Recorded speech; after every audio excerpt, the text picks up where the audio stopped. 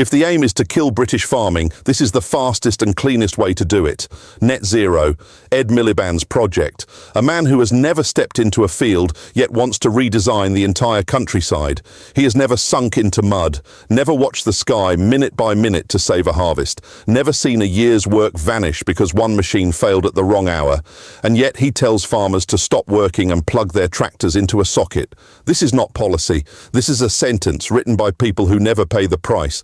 If you want to see what happens when clean shoes run muddy boots, stay with me. This is only just beginning.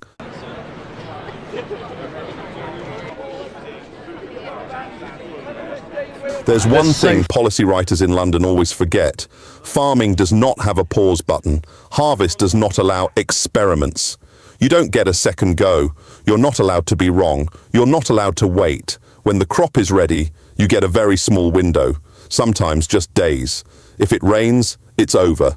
If the dew comes down, you lose it. And in that window, the tractor has to run.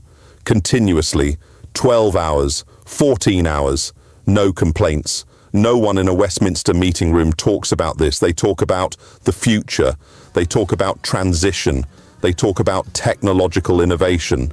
Out in the field, there's only one question. Does the machine work? A diesel tractor does. You fuel it, turn the key, and it works.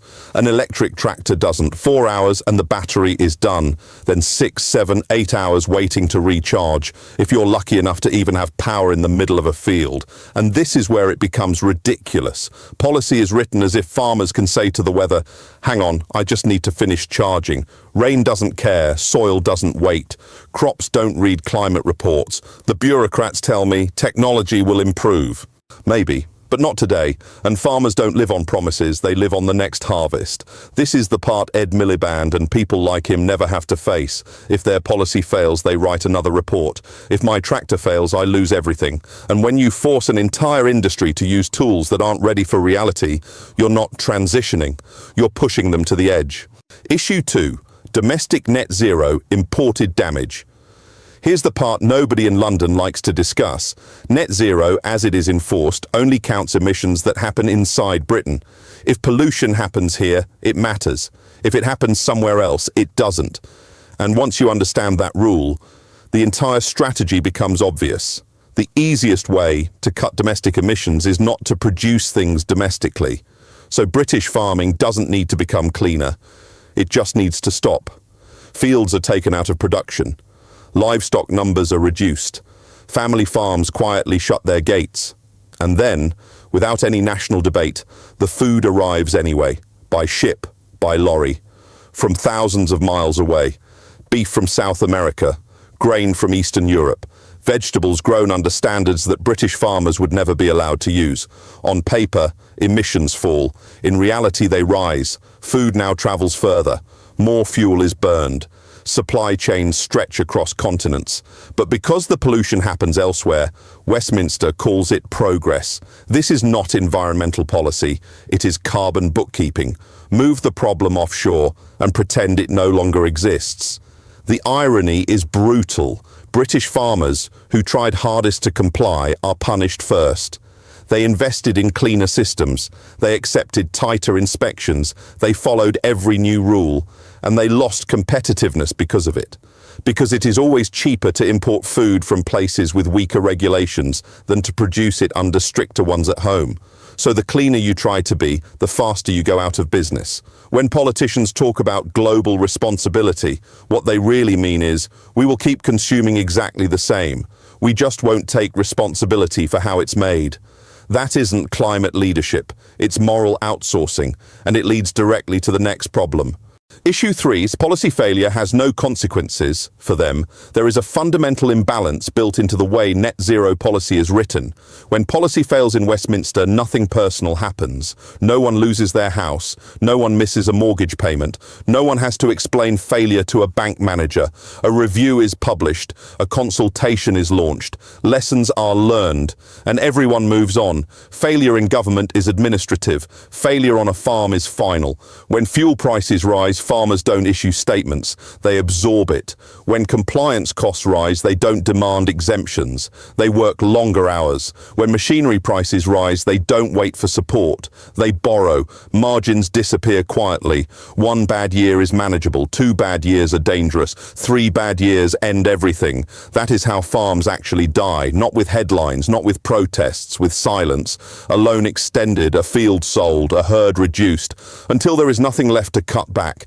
That reality never appears in policy documents. Farms are treated like pilot projects, like experiments that can be adjusted if something goes wrong. But farms cannot be rebooted. Once land is sold, it rarely returns to production. Once skills are lost, they are not replaced. Once a family farm disappears, it is gone for good. And yet policy continues as if farming were a temporary inconvenience, a sector that can be redesigned at will. This is why confidence never fades among the people writing the rules. They never experience the downside. They don't face weather. They don't face debt. They don't face the moment when a season fails, and there is nowhere left to hide. They are free to experiment, free to push timelines, free to promise future technology, free to be wrong. Farmers don't get that luxury. They live in the present. They live in the next harvest. They live one season away from collapse. This is the reality that Ed Miliband and those around him never have to confront. If their policy fails, they write another one. If a farm fails, it disappears. And that difference explains almost everything that is happening to British agriculture right now. CLIMAX. This is not environmental policy. It is redesign. At this point, we need to stop pretending. This is not about saving the planet. If it were, emissions would be measured globally, not locally. Food would be produced as close to home as possible. Resilience would matter more than targets. But that is not what is happening. What is happening is redesign. Net zero, as enforced, is not trying to make farming cleaner. It is deciding who is allowed to farm at all.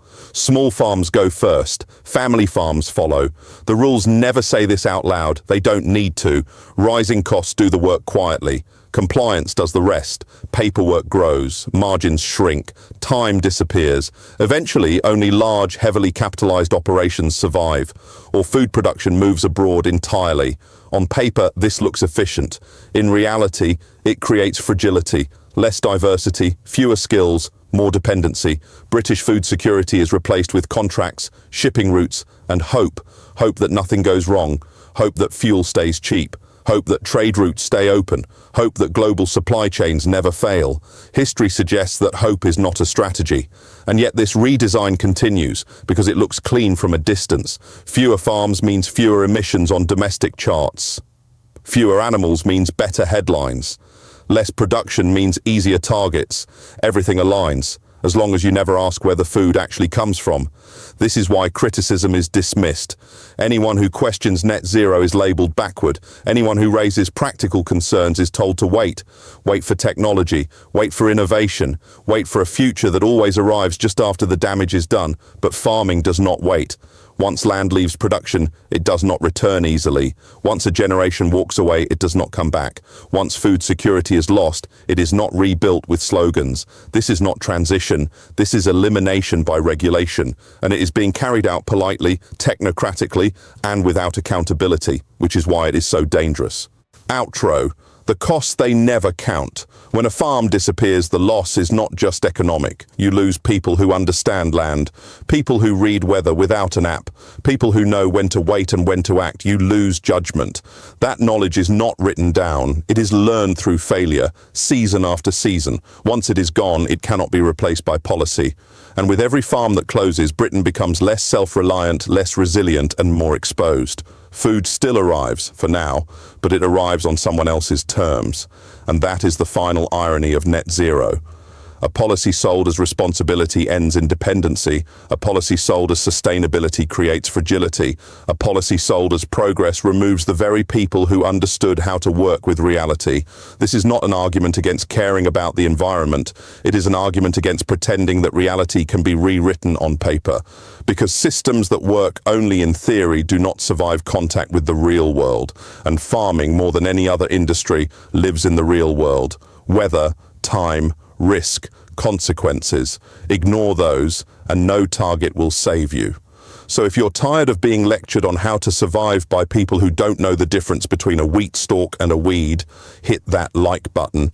And if you want more of the truth, the gritty, unwashed kind that isn't filtered through a Westminster lens, then subscribe. We need to show the bureaucrats that you can write 1,000 glossy reports and you can set all the targets you like, but at the end of the day, you can't actually eat paper. Leave a comment below. What would you rather have? A diesel tractor that's out in the field doing its job, or an electric one that's charging while your harvest rots in the rain?